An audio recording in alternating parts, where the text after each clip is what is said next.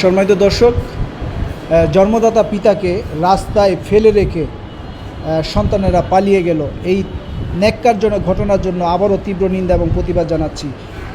যিনি আমাকে জন্ম দিয়েছে সেই বাবাকে রেখে আমি কি করে পালিয়ে যাই? আমার সমাজ কোন দিকে যাচ্ছে? মানুষের বিবেক কোথায় যাচ্ছে? মনুষ্যত্ব কোথায় হারিয়ে ফেলতেছে? এখন ওনারা কিন্তু আপনারা কারা? পাশের লোক, মানে মায়া লাগতেছে দেখে যে কেউ নাই সেবা করার জন্য, এই জন্য আপনারা সেবা দিতেছেন। অসংখ্য ধন্যবাদ আপনাদেরকে। দেন, বালিশ দিয়ে দেন, বালিশ দিয়ে দেন।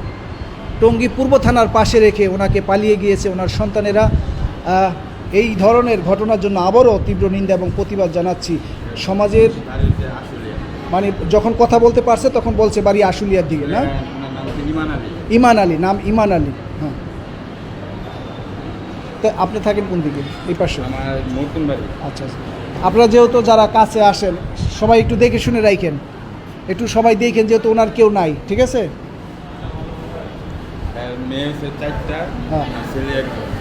মানে এটা বলছে মেয়ে, 4টা মেয়ে, একটা ছেলে। জি। আর মেয়ে 2টা মেয়ে আসছিল, 4টা মেয়ে থেকে 2টা মেয়ে আসছিল, আসছে ওনারা ফিরে গেছে। বড় দুঃখজনক ঘটনা যে বাবাকে জন্ম দিয়েছে, যিনি আমাকে ছোট থেকে মানুষ করেছে, অনেক কষ্ট করে লালন করে আজকে আমাকে বড় করেছে, সেই বাবাকে আমি রাস্তায় কি করে ফেলে রেখে যাই?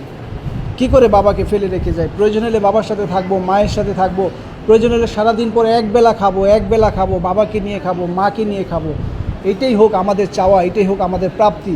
আমি কি বলবো, ভাষা হারিয়ে ফেলতেছি যে বাংলাদেশের মানুষগুলো দিন দিন কেন এমন হয়ে যাচ্ছে।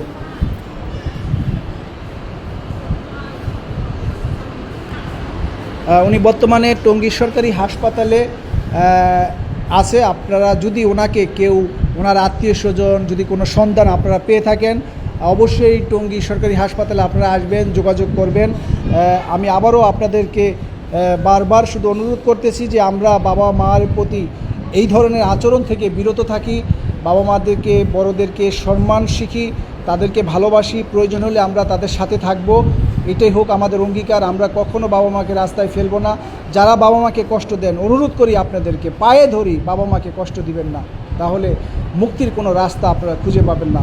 আবারও সেই ঘটনার জন্য তীব্র নিন্দা প্রতিবাদ জানিয়ে বিদায় নিচ্ছি।